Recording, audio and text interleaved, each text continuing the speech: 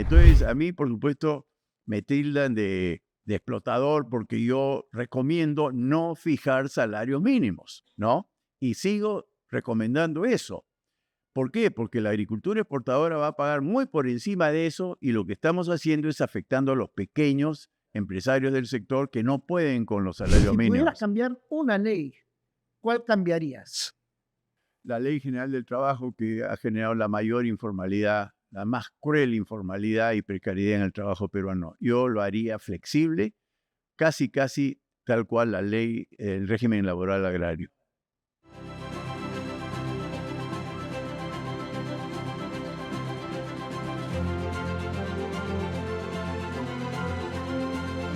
El Perú ha superado innumerables desafíos a lo largo de su historia. ¿Qué debe hacer para superar los actuales? Hola a todos, bienvenidos a esta tercera edición del podcast Propuestas del Bicentenario. Soy Milton von Hesse, director de Vidensa, y el día de hoy tenemos como invitados a Fernando Sillonis. Fernando es un ingeniero de la UNI, tiene una maestría en administración en la escuela de Wharton, pero además Fernando ha tenido una riquísima experiencia en el sector privado en el Perú, director de varias empresas, es director actualmente de Información, que es su empresa de consultoría y justamente de información confiable, y ha sido además gobernador regional de Ica, cosa que pocos empresarios exitosos pueden decir que también han tenido un paso interesante por la gestión pública. Así que, Fernando, es un gusto tenerte hoy día para hablar de lo que nos gusta, la agricultura, la descentralización y sobre todo el desarrollo del país. El gusto es mío, Milton. Muchas gracias por la invitación y encantado de conversar sobre nuestro país. Encantadísimo. Mira, Fernando, quería empezar conversando de la agricultura. Yo estuve unos años fuera del país, entre el 90 y el 95, pero cuando yo me fui del país, el Perú tenía un déficit en la balanza comercial agrícola grande. En realidad, Perú casi no existía en las mesas del mundo como productor agrícola, salvo uno que otro espárrago por ahí, pero no, casi no existíamos. Teníamos la cuota del azúcar para Estados Unidos, teníamos un poco de café, pero un poco de algodón, pero en realidad el agro no era el dinamizador de la economía. Luego vino ya las reformas estructurales, el cambio de paradigma de desarrollo y de exportar muy poquito, casi ni siquiera 500 millones de dólares, ya hemos superado los 10.000 millones de dólares, una cifra impresionante. Me ha tocado ser testigo que misiones de estudiantes universitarios de Escuela de Agronomía del mundo vienen a ver al milagro peruano. Y la pregunta del millón siempre es, oye, ¿cómo este país que está ahí en Sudamérica, al lado del Pacífico, logró en poco tiempo, en 20, 25 años, esta transformación radical de su agricultura? ¿Qué pasó? ¿Qué hicimos bien los peruanos para haber desarrollado este sector de una manera tan dinámica y tan eficiente? Bueno, enterramos la reforma agraria, ¿no? La reforma agraria se dictó para efectos prácticos en 1970. Muchos jóvenes peruanos no habían nacido. Yo sí tenía 20 años en aquel entonces, así que tengo ciertos recuerdos. A los 20 años uno se acuerda pues de su infancia, su juventud, y la agricultura peruana era muy próspera, basada en algodón, caña de azúcar principalmente, pero éramos superavitarios en materia de balanza comercial y eso se truncó abruptamente con la reforma agraria. Por supuesto, hubo una inercia de los primeros años, pero a partir del cuarto o quinto año, 74, 75, todo fue caída libre y llegamos pues a los 90 arruinados, ¿no? Y con una constitución como la del 79 que prohibía inversiones privadas y la presencia de sociedades anónimas en el agro. O sea, lo que tú estás destacando ahora estaba prohibido por la Constitución, ¿no? Afortunadamente, hubo la visión de modificar la Constitución, mejor dicho, establecer una nueva Constitución, que el único mérito que tuvo fue permitir, nada más, no hubo ninguna otra indicación al respecto. Simplemente, a partir de ahora, se permite que cualquier persona natural o jurídica, nacional o extranjera, pudiera hacer agricultura empresarial. Eso fue todo. Entonces, el clima no cambió, el agua no cambió, la tierra no cambió, las personas crecimos un poco, pero más que eso no pasó. Lo que cambió fue la normatividad y con una norma que permitió nada más el ingreso de capitales privadas, pasó lo que pasó. Una historia de éxito que por supuesto está en curso. Esto tira para más, ¿no? Una maravilla. Lo que es la política, para bien o para mal. La política fue la que destruyó la agricultura industrial de aquel entonces, algodón y azúcar, y fue la política la que enterró la reforma agraria en el sentido de que se abrió al capital privado y pasó lo que pasó, y por supuesto la coyuntura propició la inversión en frutas y hortalizas que valen mucho más que los cultivos industriales. No, es cierto y concuerdo contigo plenamente en que el cambio del marco constitucional en el que el Estado deja de meterse en las decisiones empresariales y en la que el privado es el que tiene que liderar el desarrollo fue fundamental. Sí. El cambio también constitucional que permite la tenencia y las transacciones en el mercado de tierra rural es fundamental, pero tú no le das espacio también un poco a las políticas públicas. Bueno. Y ahí me refiero, perdóname, principalmente a la política de infraestructura, ¿no? La reconstrucción de la autopista panamericana, la electrificación, el empezar a madurar obras de riego, el Estado empieza a tener una presencia más en bienes públicas, la creación del servicio de sanidad agropecuaria, ¿no? Sin el cual no hubiera habido media uva en los mercados mundiales. ¿Qué peso le das a la política pública? No, mucho. La verdad que la Constitución del 93 gatilló lo que todos conocemos como círculos virtuosos. Todo lo demás empezó a funcionar. El mejoramiento de la infraestructura fue determinante. La carretera panamericana era intransitable en los 90s, ¿no? Y se pavimentó y ahora tenemos doble vía a Ica, me estoy refiriendo a Ica. En el caso de Ica no hubo proyectos de infraestructura de agua, ¿no? Pero sí teníamos Choclococha y el sistema Choclococha. O sea, lo de Ica fue simplemente constitución, mejoramiento de vías y SENASA. Mis respetos al Servicio Nacional de Sanidad Agraria. Nosotros somos muy críticos del Estado en general, pero somos muy injustos de generalizar la crítica al Estado peruano. Ese Ministerio de Agricultura, que es criticable por muchos frentes, merece un reconocimiento extraordinario con respecto al SENASA, ¿no? La autoridad estatal, ¿no?, que hizo de contraparte de las autoridades sanitarias norteamericanas, europeas y asiáticas, cuyo sello, me refiero a un certificado fitosanitario del SENASA, es respetado en todo el mundo, como que las frutas no son portadores de plagas y enfermedades. Bueno, eso le dio un valor extraordinario, ¿no?, a la agricultura frutícola y hortícola de exportación, que está basada en productos frescos. O sea, apostamos por la más difícil, ¿no? Y tuvimos mucho éxito. Los tratados de libre comercio fueron determinantes en el éxito de la agricultura y algunas otras cosas más. Entonces, sí, Constitución primero, pero muy bien acompañado de SENASA, infraestructura, puertos. Hoy día en Paracas tenemos un puerto que recoge nuestra fruta y expreso, sin escalas, va a Filadelfia y a Rotterdam en tiempos cortísimos. Todo vino para bien después, ¿no? Fue una experiencia extraordinaria. ¿Y cómo explicas que este éxito agroexportador que inicialmente empieza a conquistar el mundo con un producto como el espárrago, poco a poco luego aparecen otros invitados y más recientemente el arándano que termina siendo un campeón mundial, ¿no?, en los mercados del mundo?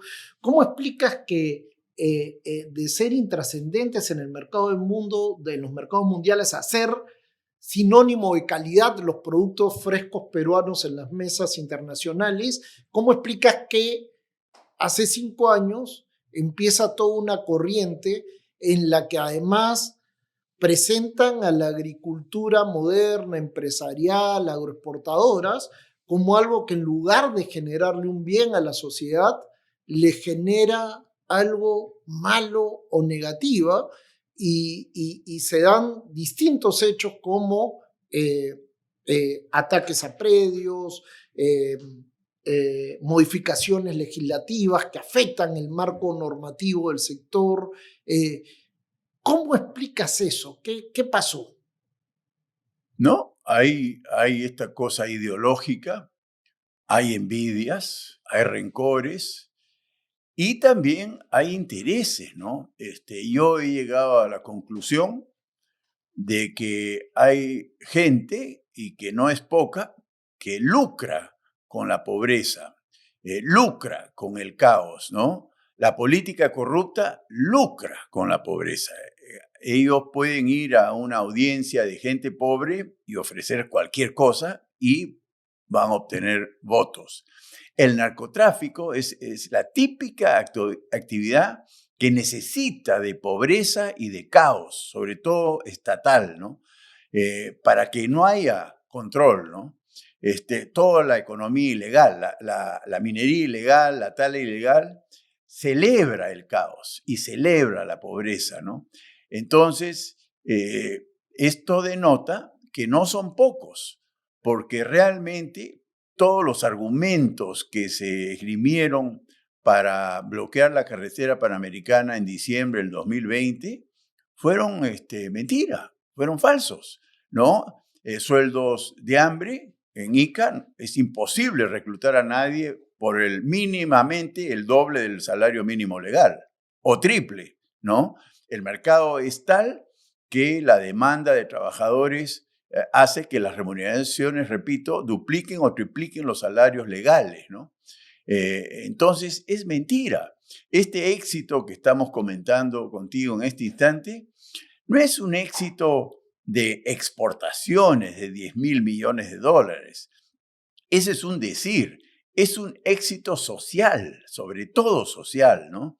El empleo de cientos de miles de jóvenes migrantes de la Sierra Pobre, Huancavelica y Ayacucho, en el caso de Ica, pero también de la Amazonía. Vengo de Pucallpa ayer y me hablaban de que muchos jóvenes pucallpinos vienen a Ica a cosechar cuando hay temporada de cosecha, cosa que acaba de pasar, porque ganan muy bien, ¿no?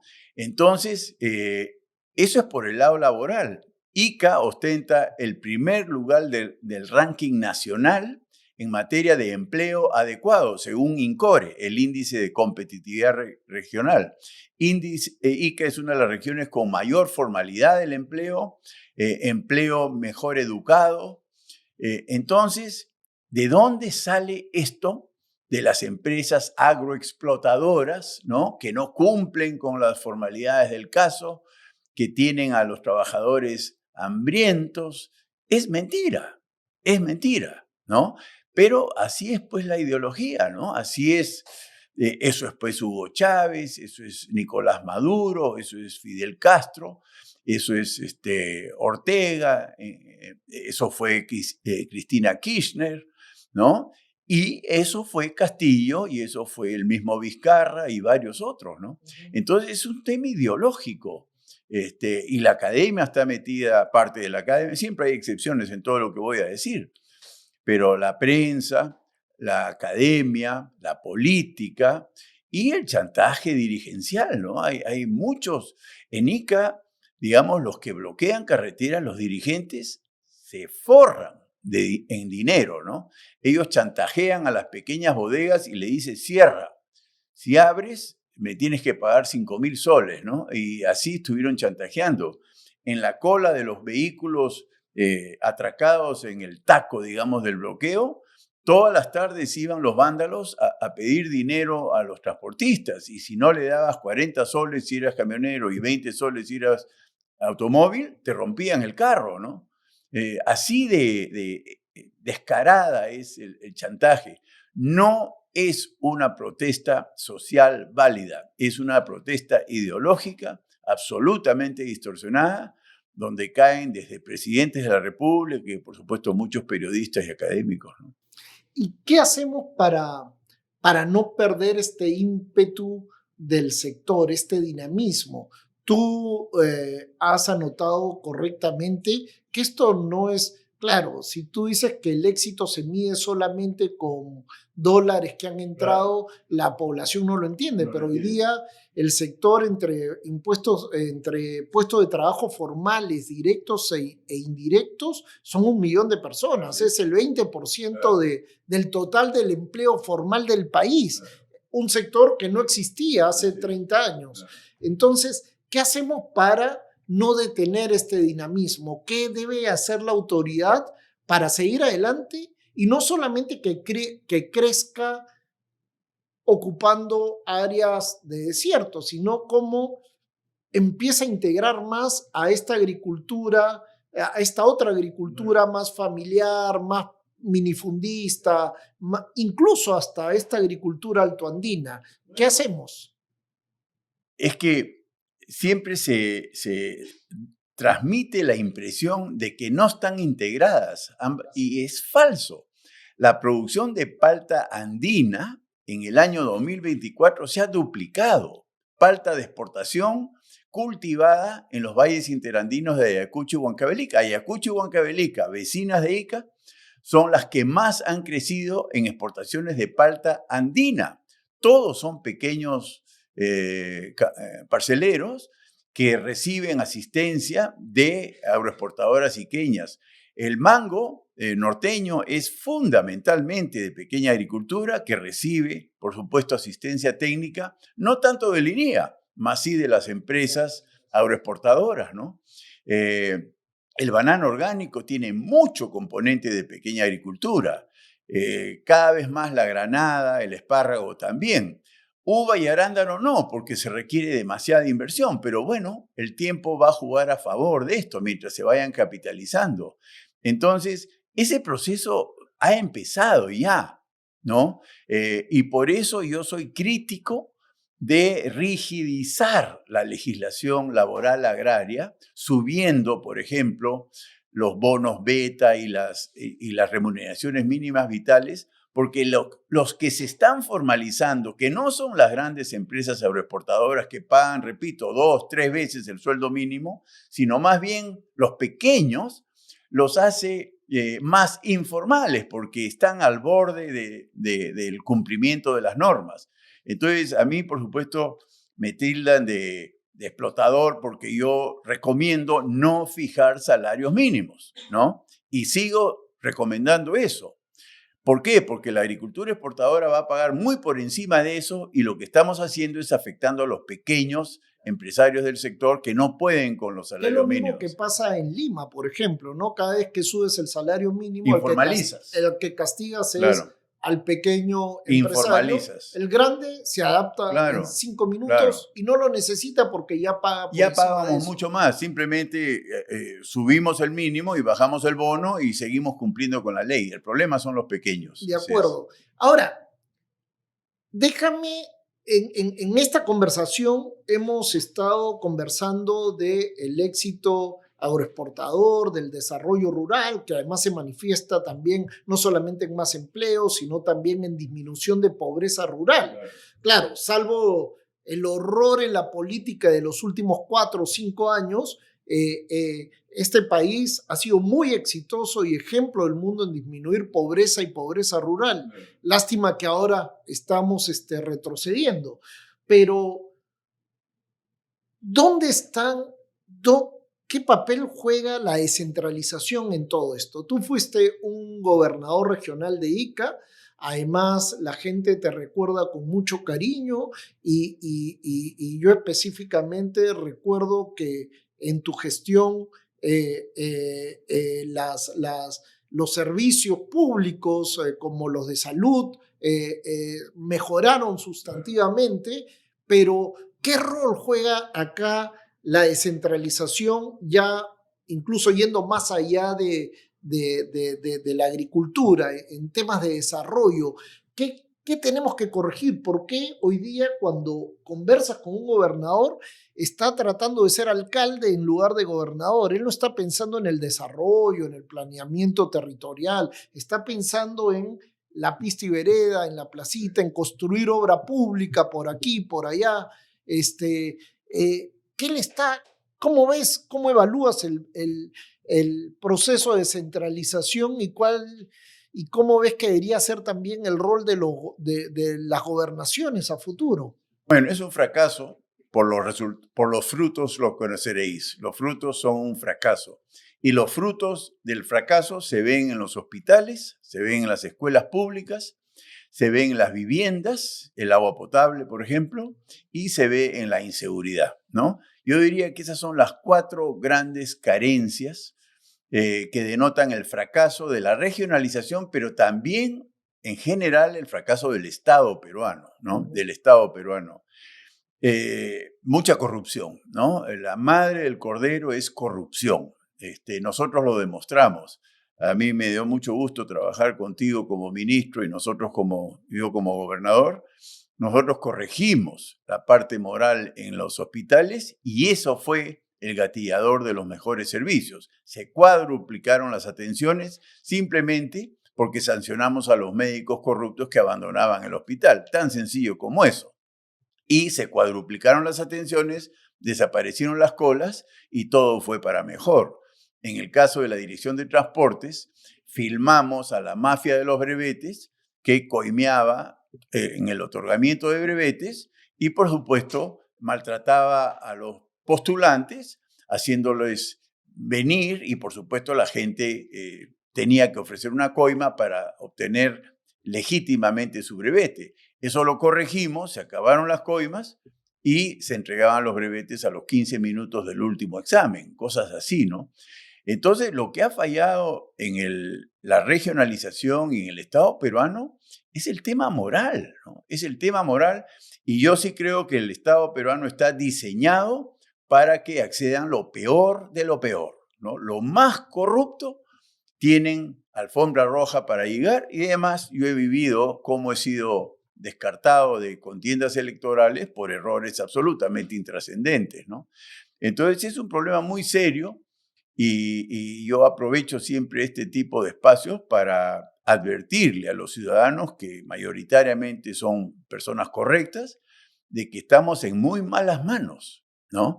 Entonces, mi propuesta es autonomizar los servicios públicos fallidos, profesionalizarlos, meritocratizarlos, despolitizarlos, ¿no? Salud, educación, agua y seguridad, tipo Banco Central de Reserva. Contigo he conversado, creo, al respecto, porque no funciona, porque yo viví una mejora dramática en los servicios de salud, no por mi gestión, sino por los gerentes públicos de Servir que vinieron en número de 20 y tantos y hicieron la revolución, pero vino mi sucesor a los 4 años y deshizo absolutamente todo, ¿no? Entonces, el diseño estatal está mal, ¿no? Y, por supuesto, se ponen a vender puestos. Entonces, imagínate qué servicio de salud uno puede esperar cuando el director del hospital ha pagado por acceder a ese cargo y lo único que quiere es robarse medicinas, malograr equipos para mandar a los pacientes a sus clínicas privadas, ¿no? Claro, tenemos una estructura de funcionamiento estatal del siglo XIX cuando estamos en pleno siglo XXI, Claro. en donde la tecnología puede ayudar muchísimo, la Muchísimo. simplificación. Pero la permanencia, ¿no? Es como Sí. que en Videnza, cada 4 años se van todos ustedes y vienen nuevos directores. Es inviable. Cada 6 meses, porque justo En el revisaba caso las cifras ministerial, claro. y de gobernaciones. Hoy día los gerentes regionales 6 duran meses. en promedio 6 meses. Es inviable, pues. Y el ministro 4 o 5 Claro, meses. es inviable. Entonces Claro. no hay viabilidad Y ninguna. eso no pasa en el Banco Central de Reserva, que es autónomo, es profesional, es meritocrático, apolítico. Entonces yo digo, si funciona en el BCR en una función tan especializada como el control de la inflación y la moneda extranjera, bueno, pues hagamos extensivo ese modelo de Estado en todo lo que es agua potable, por ejemplo, que también lo conversamos contigo cuando fuiste ministro de Vivienda. ¿Por qué no hacerlo en salud? En vez de estar con estos ministros impresentables que designan a directores impresentables o gobernadores impresentables que venden puestos en los hospitales públicos. Claro, una de las cosas que nosotros hemos investigado, por ejemplo, es que en todos los regímenes de salud del mundo desarrollado, los recursos se concentran en la atención primaria. Claro. 70% del recurso financiero y del recurso humano debería estar preveniendo que tú llegues infartado. Para eso prevengo tu hipertensión o te detecto cuando tienes los niveles de azúcar un poquito altos, cuando te puedo medicar y no espero a que vengas 20 años después, ya prácticamente. Eso no le sin conviene solución. al médico corrupto. Pues. Eso no le al sistema corrupto. Al sistema corrupto no le conviene, claro. Y entonces, ¿en qué nos centramos? En construir hospitales de alta complejidad que no son necesarios porque estamos esperando a los enfermos y no salimos a prevenir y en los las hospitales grandes, las farmacias son más grandes, en consecuencia el robo de medicamentos es más fácil, los equipos son más equipos, es más fácil malograrlos para atenderlos en los laboratorios particulares. Es terrible, ¿sí? Sí. Y entonces lo que tenemos que hacer también es, tú mencionas, hay que automatizar, hay que mejorar la gestión. Autonomizar, perdón. Y probablemente también darle más cabida al sector privado, porque hoy día yo escuchaba a un congresista ayer criticando a la ministra de Vivienda porque va a privatizar el agua y siguen con la cantaleta cada vez que quieren mantener un sistema corrupto como el de las EPS, por ejemplo, que es un sistema de absoluta corrupción a todo el país, pero cada vez que quieres mejorar te dicen, lo vas a privatizar y entonces los niños se van a morir. Sí. No piensan pues en los niños, no piensan en los niños, no piensan en la población, ellos piensan en el soborno, en la coima, ¿no? Yo he indagado y los alcaldes y regidores corruptos no quieren buenos servicios de agua potable. Muchos de ellos están involucrados en los negocios del agua en cisternas, que es muy lucrativo. Entonces, si uno le pone agua barata 24 horas al día, se acabó el negocio de los camiones cisterna, ¿no? Entonces, es una corrupción muy cruel, muy injusta. Pero hay gente muy interesada en que ese caos se perpetúe, porque realmente los negocios de la venta de esteras, en el caso de las viviendas en invasiones, ¿no? La seguridad, entre comillas. Y el mismo lote. Son ellos mismos. El mismo lote que es invadido, ¿no? Así es. Entonces, por eso me decepciona, ¿no? Que presidentes actuales no sean capaces de ver esta oportunidad y zurrarse en la crítica de la privatización. Uno quiere ver si le va a llegar agua confiable, oportunamente al ciudadano. La administre quien la administre, pero no, ellos se fijan en el medio, no en el fin. Así es, totalmente de acuerdo. Y bueno, hasta acá hemos hablado, Fernando, siempre es un gusto conversar contigo. Ya van algunas décadas conversando de estos temas, pero hemos hablado de todo este éxito sectorial que pasó con la agricultura, principalmente la de exportación. Hemos ido a ver la parte fea de la historia en cómo iniciamos como país un proceso de descentralización no tan exitoso. Definitivamente fue un fracaso total, para ponerlo así simple y contundente. Y justo me pasaban algunas preguntas del público que me gustaría compartir contigo en esta parte final. José Luis nos pregunta, ¿qué se necesita para industrializar el agro peruano? Así de general. Mira, cuidado, tenemos todo para industrializar el agro peruano. La pregunta es si queremos industrializar un racimo de uva o un arándano de altísima calidad. Hay productos que mejor no los industrialicemos, porque el mercado premia la frescura, ¿no? Entonces, si se trata de algodón, sí, vamos con las textiles, industrialicemos el algodón, ¿no? Si se trata de la caña de azúcar, vamos a la industrialización y producir azúcar y derivados. Pero si es uva, si es arándano, si es mandarina, no lo toques, ¿no? Enfríalo y véndelo y así ganas más. Además, de alguna manera, la industrialización, en este caso, responde más a llevar el producto fresco al mercado mundial, ¿no? ¿Cómo mantengo una uva fresca a miles de kilómetros del mercado final?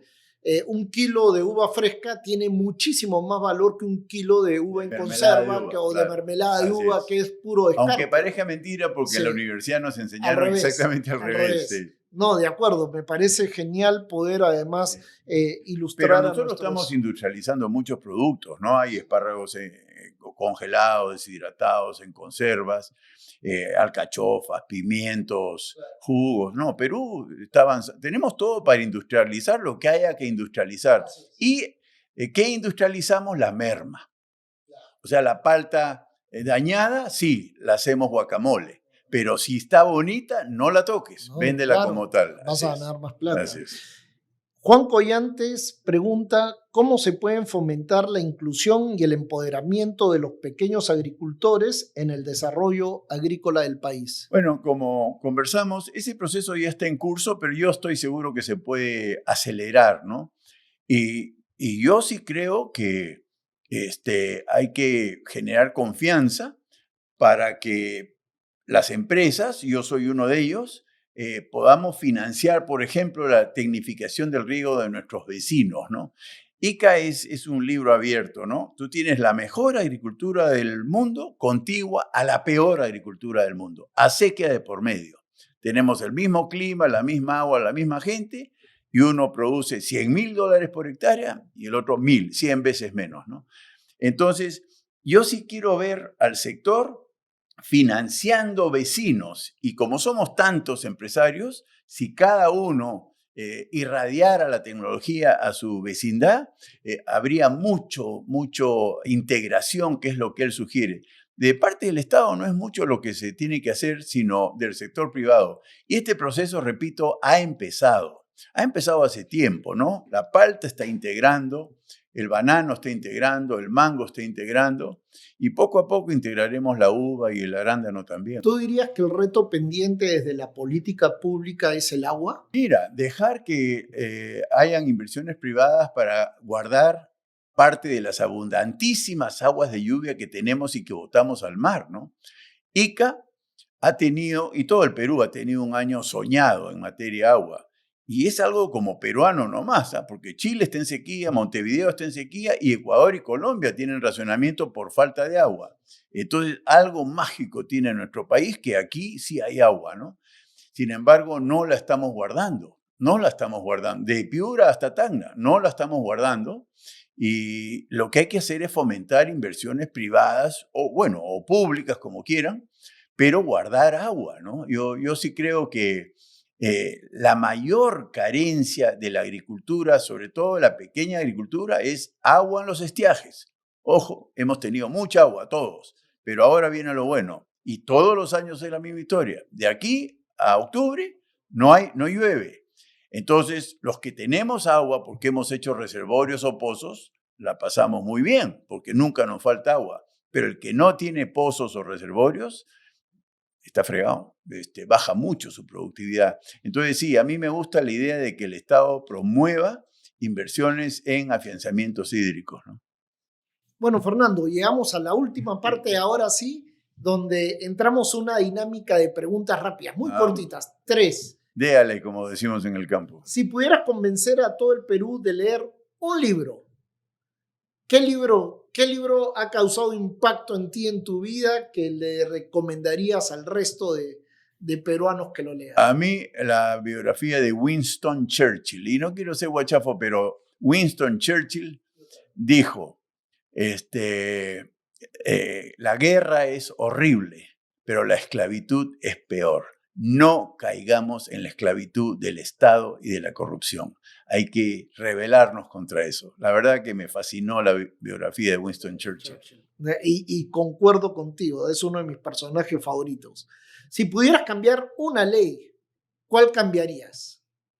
La Ley General del Trabajo, que ha generado la mayor informalidad, la más cruel informalidad y precariedad en el trabajo peruano. Yo lo haría flexible, casi tal cual la ley, el régimen laboral agrario.